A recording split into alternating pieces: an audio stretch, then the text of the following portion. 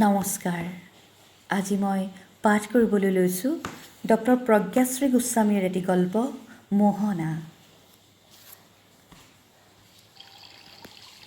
জীৱনত প্ৰথমবাৰ সাগৰ দেখাৰ বহুদিন আগতেই মই সাগৰখনৰ প্ৰেমত পৰিছিলোঁ। চিপচিপীয়া বৰষুণ পৰি থকা দুপৰীয়া তাত কলেজৰ চাইকেল ষ্টেণ্ডটোৰ কাষতে থকা কেণ্টিনখনত গৰম আলু চপ আৰু চাহ খাই খাই এদিন কোনোবাই কৈছিল, মোৰ বুকুত এখন সাগৰ আছে।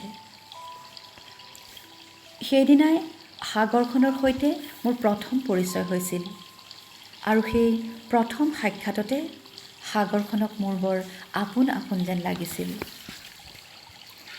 অথচ তাৰো বহু বছৰ আগৰে পৰা ময়ো মোৰ বুকুত গোপনে বহন কৰিছিলোঁ এখন অকণমানি নৈ। জীৱন ৰামধেনুৰ সাতোটা ৰং সাৱটি লৈ কুলু কুলু ধাৰাৰে বৈ থকা এখন কাঁচিয়লি নৈ, যাৰ কোনোদিনেই সাগৰৰ জিজ্ঞাসা নাছিল। কাৰণ পাৰাপাৰহীন সাগৰৰ ধাৰণা তেতিয়াও মোৰ বাবে আৰু মোৰ নৈখনৰ বাবেও বোধগম্য নাছিল। জীৱনটো যাপন কৰাৰ ক্ষেত্ৰত কিছু সীমিত ধাৰণা লৈয়ে আগবাঢ়িছিলোঁ। সাধাৰণ মানুহ, এটি সাধাৰণ জীৱন আৰু এই জীৱনৰ গতি নিৰূপণ কৰা ইপাৰ সিপাৰ দেখা এখন কণমানি নৈ, যিখন নৈৰ সোঁতে সোঁতে হয়তো ভাহি ফুৰে এখন টুলুঙা নাও, যাৰ আৰোহী মই আৰু মোৰ নিচেই কাষতে বহি তেওঁ। তথাপি তেওঁকে মই মোৰ বুকুৰ এই বুৱতী নৈখনৰ আভাস ঘুণাক্ষৰেও দিয়া নাছিলোঁ। কাৰণ তেওঁতো মোক এবাৰলৈও সোধা নাছিল, মোৰ বুকুতনো কিহৰ খলখলনি। অৱশ্যে ইয়াক লৈ মোৰ কোনোদিনে কোনো আক্ষেপ নাছিল অথবা অভিযোগো নাছিল। মই মাথো দুয়ো হাত মেলি হেঁপাহেৰে আঁকোৱালি লৈছিলোঁ তেওঁৰ বুকুৰ সাগৰখনক। আচলতে প্ৰেম এনেকুৱাই, এবাৰ কাৰোবাক আপোন কৰি ল'লে তেওঁৰ লগত সাঙুৰ খাই থকা পাৰ্থিৱ অপাৰ্থিৱ সকলোখিনিকে নিজৰ কৰি ল'বলৈ শিকায়। গভীৰ আৰু বিশাল বাবেই হেনো সাগৰৰ ইমান অহংকাৰ। সাগৰৰ প্ৰতি এনে অপবাদসূচক ভাষ্য প্ৰায় শুনা যায়। তথাপি মই সাগৰৰ এই অলংঘ্য অহংকাৰকো উপেক্ষা কৰি পৰিচয় হোৱাৰ প্ৰথম দিনটোৰ পৰাই বুজিবলৈ চেষ্টা কৰিছিলোঁ যে সাগৰৰ গভীৰতাৰ অন্তৰালতনো কি বেদনা লুকাই থাকে, যাৰ বাবে সাগৰৰ পানী ইমান লুণীয়া। কাৰণ মই জনাততো চকুলোৰহে সোৱাদ লুণীয়া। সাগৰৰ প্ৰসাৰতা এইবাবেই নেকি যে ব্যৰ্থ জীৱনৰ গাথা গাই গাই দিশ হাৰায়েই সাগৰখনৰ প্ৰতি এনে বিহ্বলতাৰ ধাৰণাই কোনদিনানো মোৰ বুকুৰ নৈখনক সাগৰখনত বিলীন হোৱাৰ বাসনা জগাই উদ্বাউল কৰি তুলিছিল সেয়া মোৰ মনত নাই। একাত্ম হৈ পৰিলে কিজানি মোৰ নৈখনে ভগাই ল'ব পাৰেই সাগৰৰ বিষাদ অলপ হ'লেও। এই যে কলেজীয়া দিনবোৰত পৰীক্ষা দিবলৈ যাওঁতে তেওঁ নিজৰ এডমিট কাৰ্ডখন প্ৰায় হোষ্টেলৰ ৰুমতে পাহৰি গৈছিল। মহাবিদ্যালয় সপ্তাহ অথবা নৱাগত আদৰণি সভাৰ দৰে বিশেষ অনুষ্ঠানবোৰত সকলোৱে সুন্দৰ সাজসজ্জাৰে উপস্থিত থকাৰ পৰিৱৰ্তে তেওঁ সচৰাচৰ পৰিচিত বেশভূষাৰে প্ৰৱেশ কৰিছিল। কলেজৰ কেণ্টিনত বন্ধুবৰ্গৰ লগত চাহ খোৱাৰ পাছত পইচা মই দিম বুলি কোৱাৰ পাছত পাৰ্চ খুলিহে মনত পৰিছিল যে ATMৰ পৰা পইচা উলিয়াব লগা আছিল আৰু ATM কাৰ্ডখন হাতত লৈ প্ৰায় পিন ক'ডটো পাহৰি গৈছিল। এনে অনেক ক্ষেত্ৰতে তেওঁৰ প্ৰতি কোনেও অৰ্পণ নকৰা দায়িত্ববোধ এটাই মোক দায়িত্বশীল কৰি তুলিছিল। কিজানি এই দায়িত্ববোধৰ প্ৰয়োজনীয়তাৰ পৰিপ্ৰেক্ষিততে মোৰ বুকুৰ নৈখনত স্বতঃস্ফূৰ্তভাৱে ধাৱমান হৈছিল তেওঁ বুকুত সাৱটি থকা সাগৰখনৰ অভিমুখে।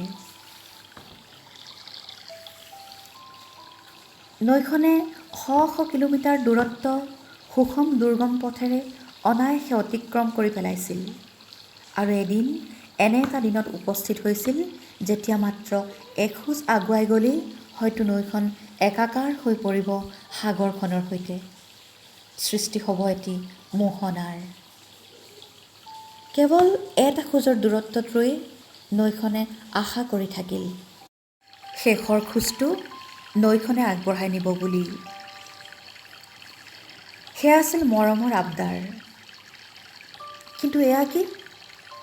সাগৰখনৰ ঢৌবোৰ দেখোন আগবাঢ়ি আহি আহি পুনৰ দূৰলৈ উভতি গৈছিল। সময় আগুৱাই গৈ থাকিল। নৈখনেও একে ঠাইতে ৰৈ আশাৰে অপেক্ষা কৰি থাকিল। এনেকৈ অপেক্ষা কৰি কৰি লাহে লাহে নৈখনৰ আবদাৰবোৰ অভিমানলৈ ৰূপান্তৰিত হ'ল আৰু তাৰ পাছত জেদলৈ। তেতিয়াও কিন্তু সাগৰখনৰ ঢৌবোৰ আহি আহি কাষৰ পৰাই উভতি গৈছিল আৰু এনেকৈ ৰৈ ৰৈয়ে শেষত নৈখনৰ জিদটো অহংকাৰলৈ পৰিৱৰ্তিত হৈছিল।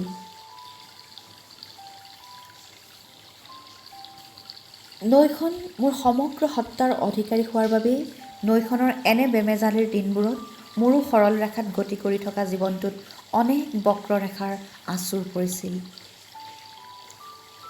সেয়ে ইয়াৰ সমিধান বিচাৰি মই এদিন তেওঁৰ কাষ চাপিছিলোঁ। কিন্তু মই নিজেও তেতিয়া বিবুদ্ধিতহে পৰিছিলোঁ। কাৰণ তেওঁ তেতিয়া কিছুমান হিচাপ নিকাচ কৰিবলৈ বহিছিল। যেনে জুলাই মাহৰ প্ৰচণ্ড গৰমতো ষ্টেডিয়ামৰ চিৰিত তেওঁ আৰু মই একেলগে বহি থাকোঁতে কোনে কাৰ চকুলৈ কিমান সময় চাই আছিল।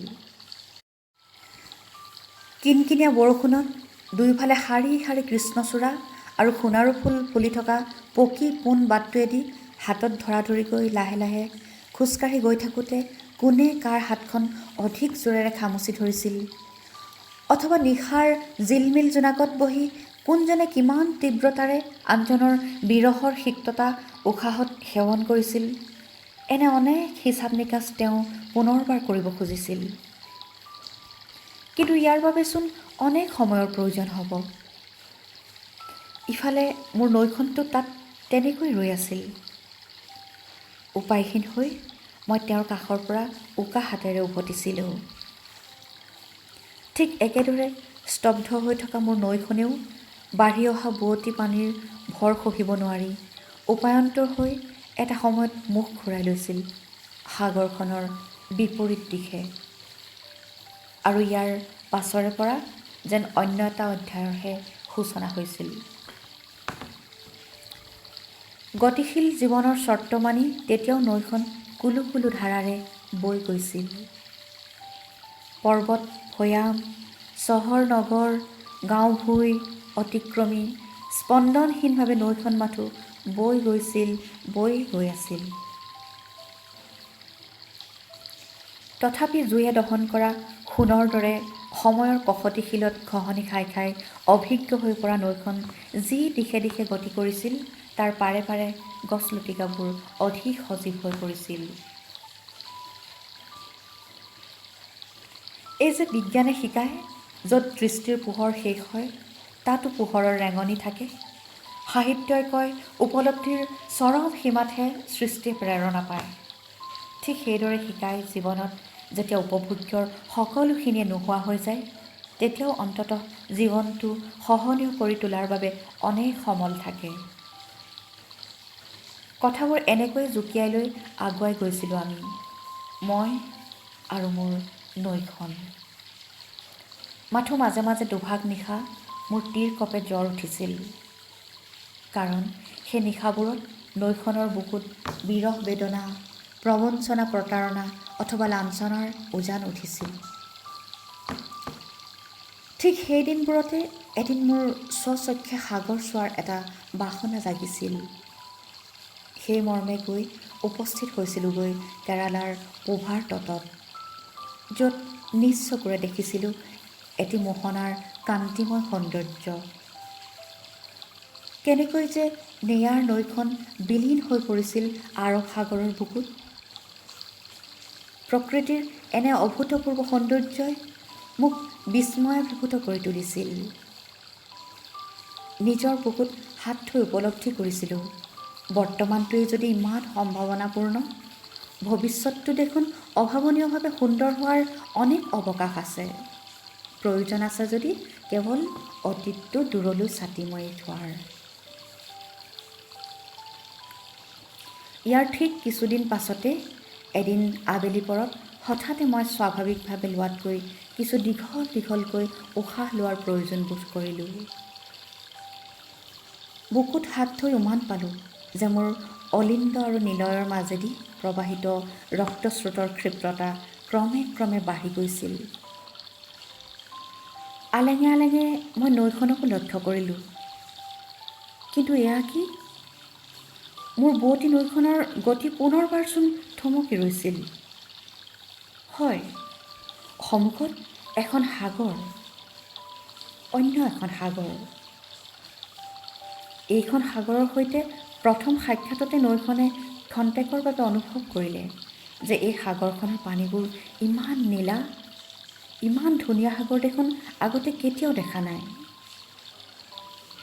তাৰ পাছমুহূৰ্ততে পুনৰ ভাবিলে, হ'লেও সাগৰহে, দাম্ভিক, আত্মগৌৰৱী, অদম্য অহংকাৰৰ গৰাকী।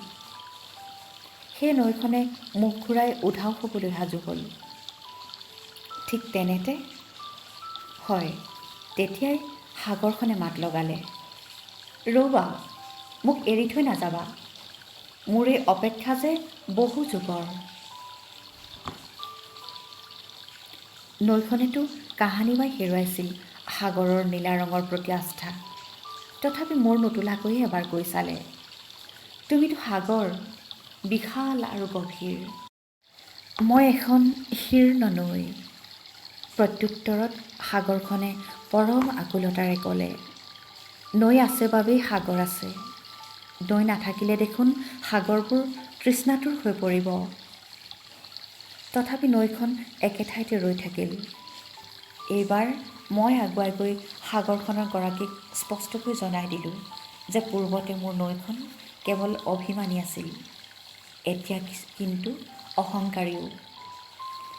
সাগৰত সমৰ্পিত হ'লেও নৈখন কিন্তু সদায় আত্মমৰ্যাদাৰে নিজৰ স্থিতিত অটল হৈ থাকিব। গৰাকীয়ে কিবা এটা উত্তৰ দিয়াৰ আগতেই সাগৰখনে দুবাহু মেলি আঁকোৱালি লৈছিল যুগৰ পৰা মোৰ বুকুৰ মাজেদি নিৰবিচ্ছিন্নভাৱে প্ৰবাহিত হৈ থকা একক নৈখনক। নিজৰ সোঁহাতখন মোৰ ফালে আগবঢ়াই দিয়া সাগৰখনৰ গৰাকীৰ মুখেৰে এইবাৰ স্বতঃস্ফূৰ্তভাৱে প্ৰকাশিত হৈছিল, নৈখনৰ ইমানখিনি আত্মগৌৰৱ থকাটো নিতান্তই বাঞ্ছনীয়। কাৰণ সাগৰ যদি বিশালতা আৰু গভীৰতাৰ অহংকাৰেৰে অহংকাৰিত, তেন্তে সাগৰৰ প্ৰেয়সী হিচাপে নৈৰো সিমানখিনি অহংকাৰ থকাটো শোভনীয়। প্ৰত্যুত্তৰত ময়ো এইখন সাগৰৰ গৰাকীয়ে আগবঢ়াই থোৱা হাতখনতে নিজৰ হাতখন থৈছিলোঁ। দুয়োখন হাতৰ তলুৱাৰ মাজত সৃষ্টি হৈছিল এটি অত্যন্ত সুন্দৰ মোহনাৰ। ঠিক সেই পূভাৰ তটত দেখি অহা নিয়াৰ নৈ আৰু আৰৱ সাগৰৰ সংগম থলৰ দৰেই অপৰূপ, মনোমোহা, আশাৰ সঞ্জীৱনীৰে পৰিপূৰ্ণ। ধন্যবাদ।